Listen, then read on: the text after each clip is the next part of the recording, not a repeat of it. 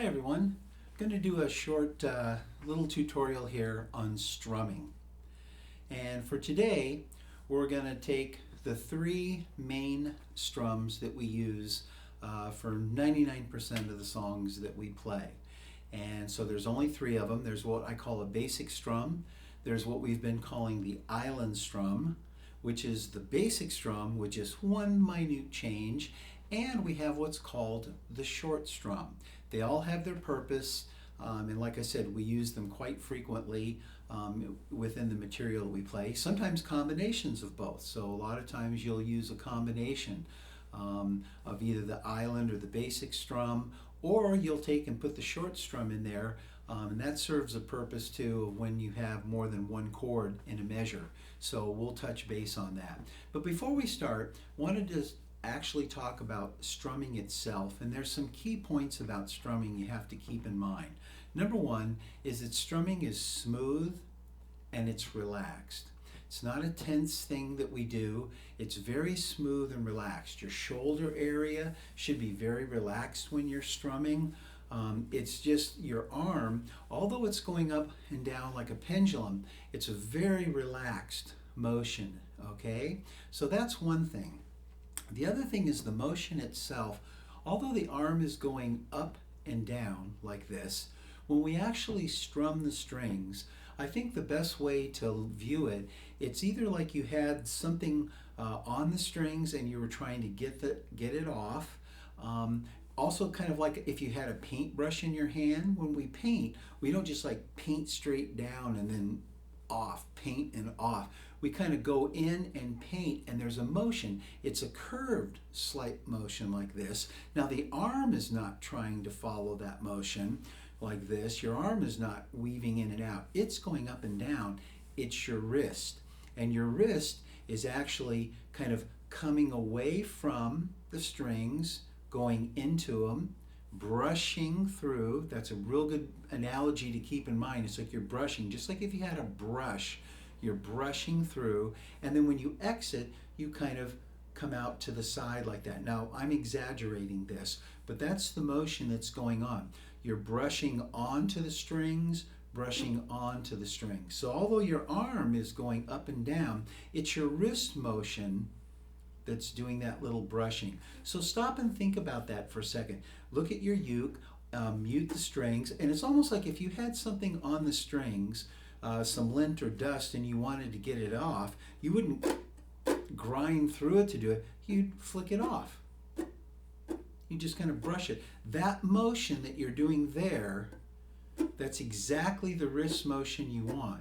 And if you were trying to go the other way, it's exactly the same.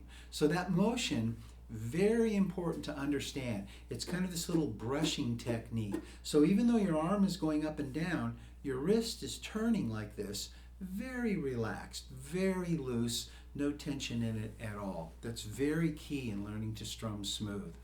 Now the next thing, there's more than one way to strum. For this, I'm going to use my index finger. I'm used to doing it like that. Usually when I teach people that are beginning, it's just simple because it's one finger. My hand's very relaxed. I don't have my fingers out straight. I've actually got a slight bit of just a relaxed curve, just like my hand is in normal use.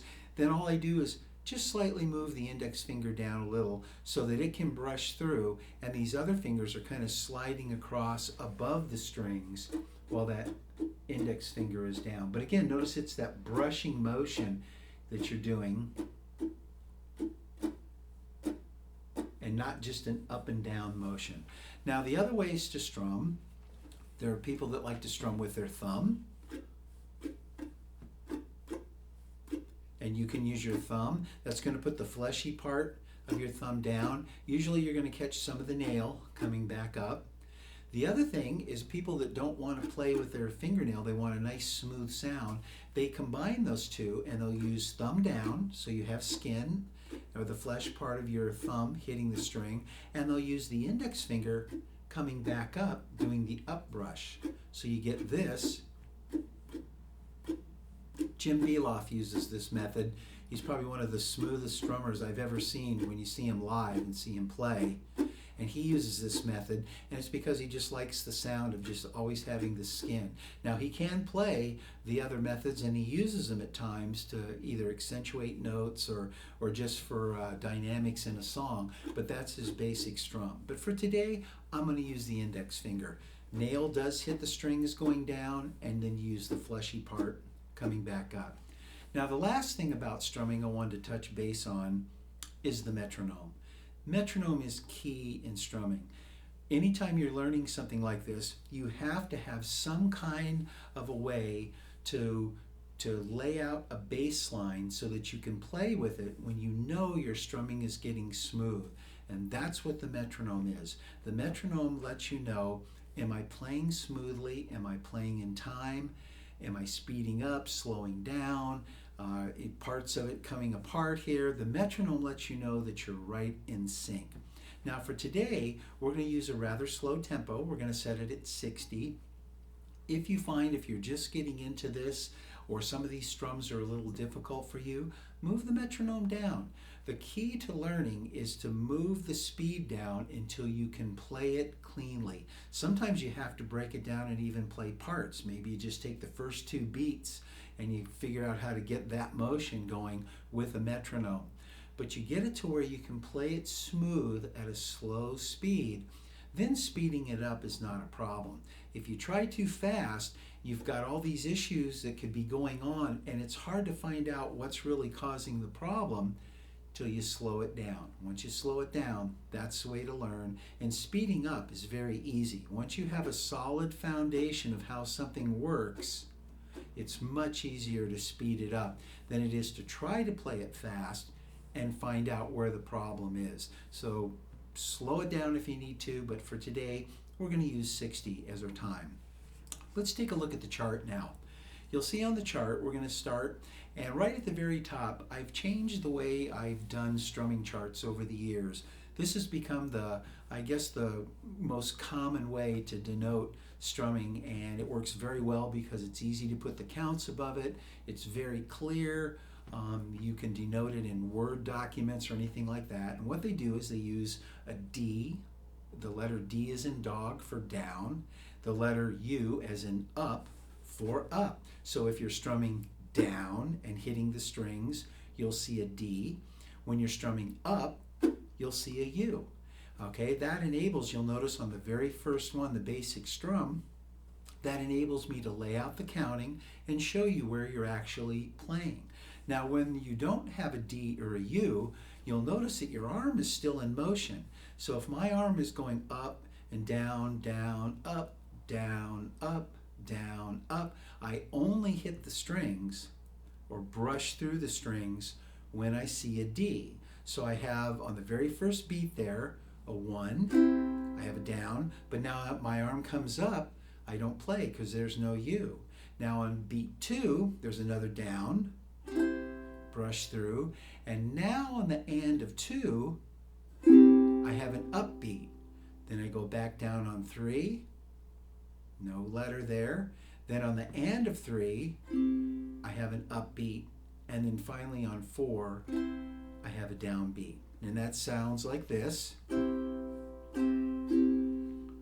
On the counts, 1 and 2 and 3 and 4 and 1 and 2 and 3 and 4, 1 and 2 and 3 and... So notice that the arm is going up whether I'm hitting or not. You don't hit and then wait. The arm is very smooth, and the wrist is just waiting to do that brush stroke down or brush stroke up. Okay, so let's try this at 62. And some of you who do strum and you don't have a problem with strumming, never a bad idea to get your metronome out and practice some of these strums and just see how smooth you are, find out how fast you can play them, how slow you can play them. Surprisingly, sometimes in a song it's very hard to play slow. We want to speed up, so it's nice to get a feel for how to play at slower tempos. So this is at 60. 1, 2, those are our downbeats. So our arm is going down on those clicks and then up in between, okay? And this is what this sounds like. 1 and 2 and 3 and here we go.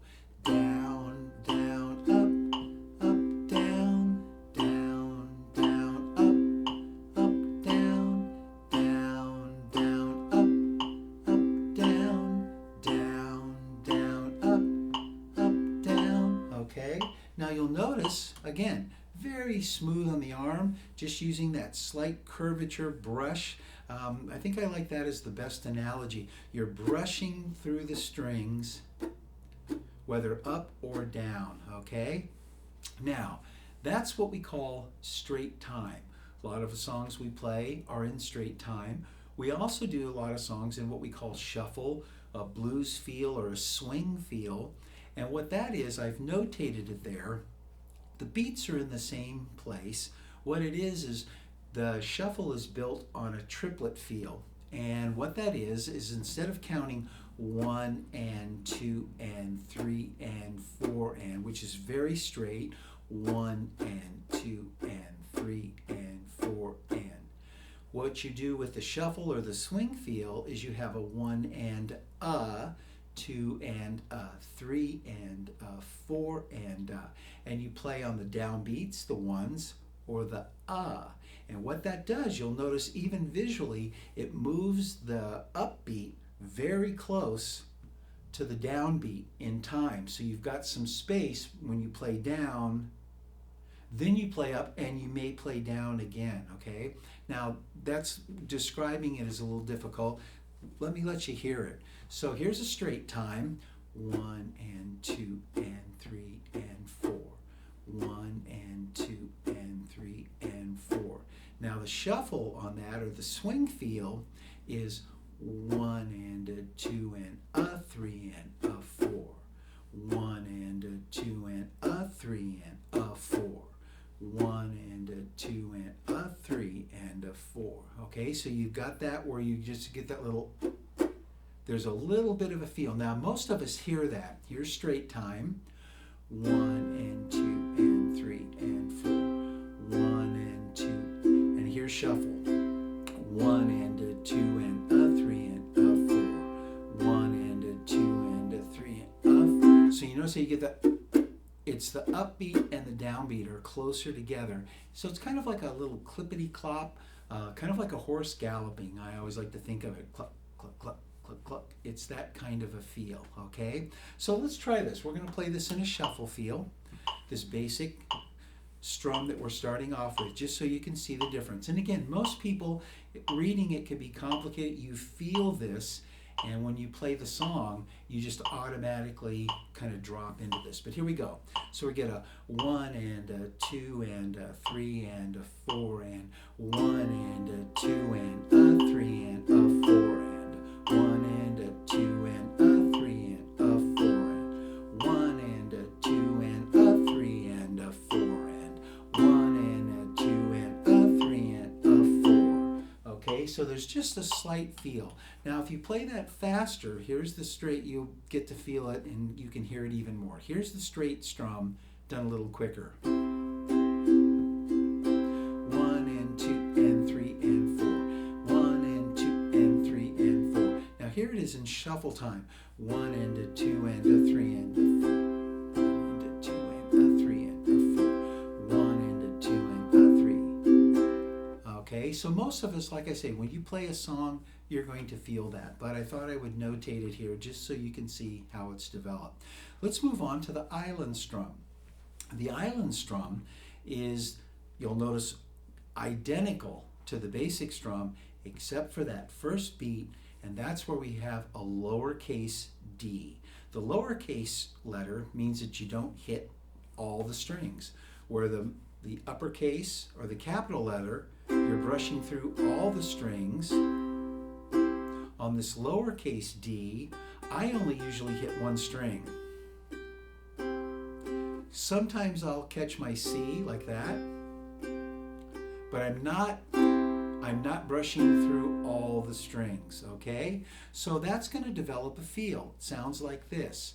1 and 2 and 3 and 4. 1 and 2 and 3. 1 and 2. It's a little islandy feel, which is why it was originally called the island strum. 1 and 2 and 3 and 4. just like that. Now let's try that at 60. So again, this is the basic strum. Only difference is that very first one, and now you can see where that wrist motion comes in very handy. You just want to hit that first string, maybe the fourth and third strings. So you might get a little clip like that, but you don't want the full strum. And it goes like this. 1 and 2 and 3 and 4. 1 and 2 and 3 and 4. Now usually a bass would be playing on that downbeat. 1 and 2, and you get a very islandish feel, calypso, reggae style. 1 and 2 and 3 and 4. 1 and 2 and 3 and 4. Now this can also be played in a shuffle. 1 and a 2 and a 3 and a 4 and 1 and a 2 and a 3 and a 4. 1 and a 2 and a 3 and a 4. 1 and a 2 and a 3 and a 4. 1 and a 2 and a 3 and a 4. So again, all these can be played in either straight time or shuffle with no problem. Now let's take a look at the last one. The last one I call the short strum. This is very handy. We have several songs we play where perhaps when you're doing a measure, which these strumming patterns are all 4 beats, takes a measure to play, sometimes we have to change the chord in the middle of that measure. So maybe one chord gets 2 beats and the next chord's getting 2. Well, if you were playing a basic strum, you're not playing on that 3. You're getting a 1, 2, and now you change the chord, but you don't play it until you get to the and of 3 and the down of 4, and you always want that. For the most part, you want that downbeat when that chord changes. So to do that, we've developed the short strum. And the way the short strum works is, if you look, it's a down, down, up, like that, but then it repeats again, down, down, up, just like that. Now there's 2 ways to play this. I've got it noted here with that little lowercase d, like that. You could play it, but I like denoting the time a little better by that little short clip. So you get a 1 and a 2 and a 3 and a 4 and a 1 and a 2 and a 3 and a 4 and. And what that enables you to do is change chords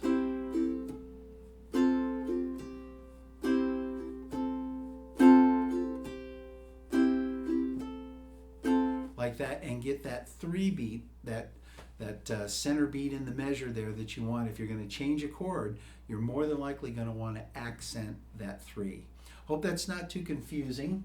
Let's play this at the tempo here, okay? 1 and 2 and 3 and 4.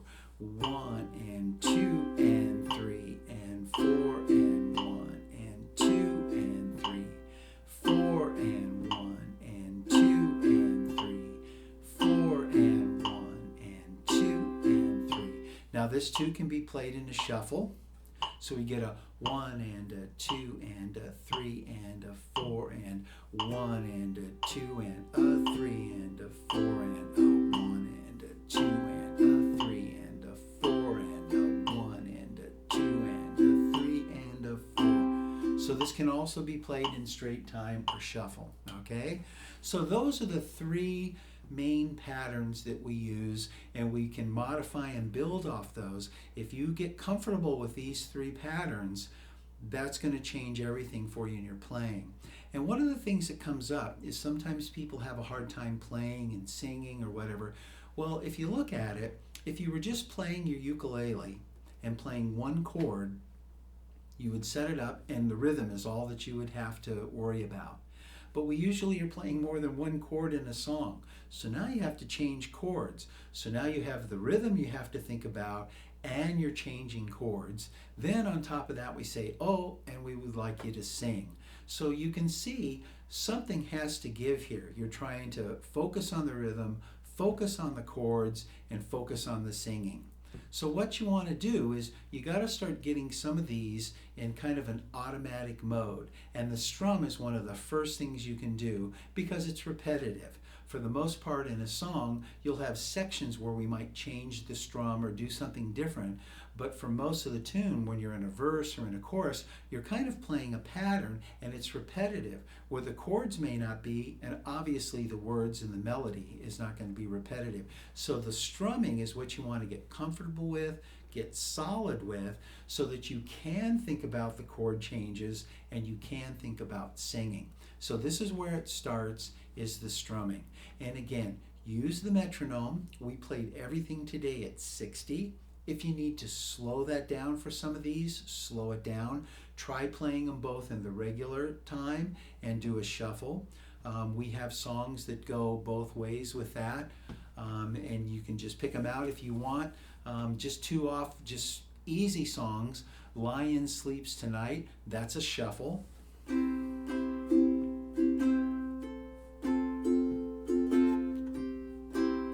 Okay, so there's your little shuffle beat, like that. I believe Blowing in the Wind, that is not a shuffle, that is a straight time. I think we do. How many roads? So those are two really easy songs that you could play. Blowing in the Wind is a straight time song. Lion Sleeps Tonight, or He's Got the Whole World in His Hands.